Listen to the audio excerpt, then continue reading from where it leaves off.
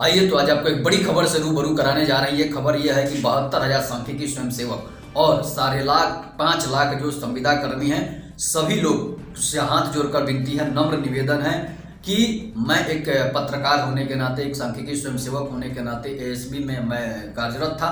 इसके लिए मैं आवाज़ उठा रहा हूं और आपको बताते चले कि जितने भी 72,000 सांख्यिकी कर्मी हैं, नीतीश कुमार जो है बिहार के सीएम समाधान यात्रा निकाल रहे हैं। उस समाधान यात्रा में आप नीतीश कुमार जहां भी जाते हैं वहां बेरोजगारों के समस्या का समाधान की बात जरूर निकालें। आप हर जिले में नीतीश कुमार जाएंगे, हर जिले के सांख्यिकी कर्मी जो है वो नीतीश कुमार के समाधान यात्रा में वहां पर जरूर पहुंचे, आवेदन दे, ज्ञापन दे, ताकि नीतीश कुमार का दिमाग जो है वो खुले।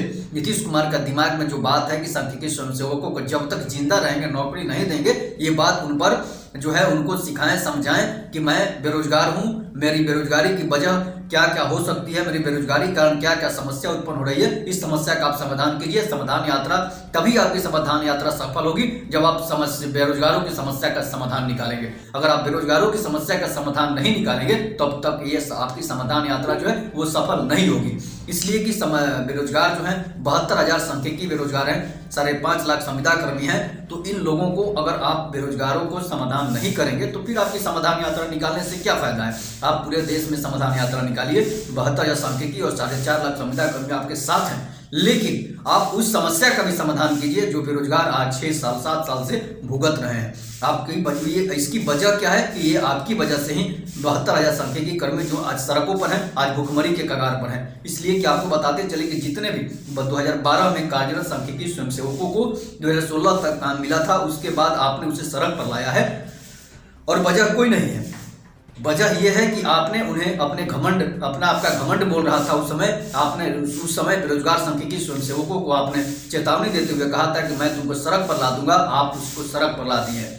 इसलिए कि अगर आप बेरोजगारों का समाधान यात्रा निकाल रहे हैं तो बेरोजगारों का समाधान जरूर कीजिए, नहीं तो आपकी समाधान यात्रा सफल नहीं होगी। इसलिए कि 72,000 लोगों का श्राप जो है वो आप पर पड़ रहा है। 72,000 ही नहीं, 72,000 लोगों का परिवार भी है जिसकी वजह से आपका श्राप पड़ेगा।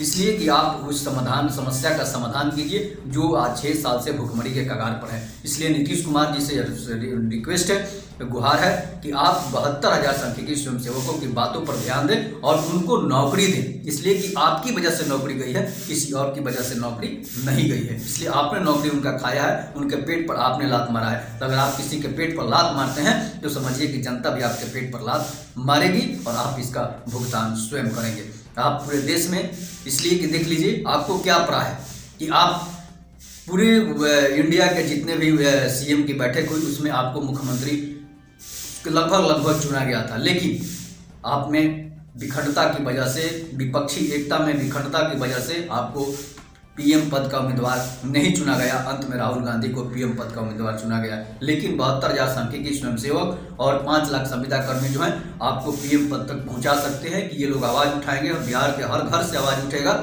और बिहार के हर बेरोजगार आवाज़ उठाएंगे। जहां भी बिहार के बेरोजगार हैं, चाहे दिल्ली, बम्बई, कलकत्ता कहीं भी नौकरी कर रहे हो, वो आपके लिए आवाज़ उठाएंगे और आपकी आवाज़ को बुलंद करेंगे ताकि आप पीएम पद की कुर्सी तक पहुंचे। इसलिए 72,000 सांख्यिकी और जो 5.5 लाख संविदा कर्मी हैं उनको आप नौकरी दीजिए, तभी आपकी समस्या का समाधान होगा। आप समाधान यात्रा किस लिए निकाल रहे हैं? इसीलिए ना कि हर समस्या का समाधान ढूंढें। तो बेरोजगारों की समस्या पर आप क्यों नहीं ध्यान देते हैं? क्यों सांख्यिकी स्वयंसेवकों को अभी तक बेरोजगार आपने रखे? 2012 से 2016 तक काम करने के बाद आज 6 साल से 2023 आ गया है और तो अभी तक बेरोजगार हैं। कोर्ट में अपील दायर करते हैं, लेकिन उनके अपील को खारिज कर दिया जाता है। विधानसभा में प्रस्ताव लाया जाता है, लेकिन विधानसभा में कुछ विधायक हैं, संदीप सौरभ और लोगों ने आवाज़ भी उठाई, उनकी आवाज़ को भी दबा दिया जाता है। तो आप फिर बेरोजगारों की समस्या का समाधान नहीं करेंगे तो समाधान यात्रा निकालने से आपको कोई फायदा नहीं है। तब तक के लिए नमस्कार, जय हिंद, जय भारत, वंदे मातरम।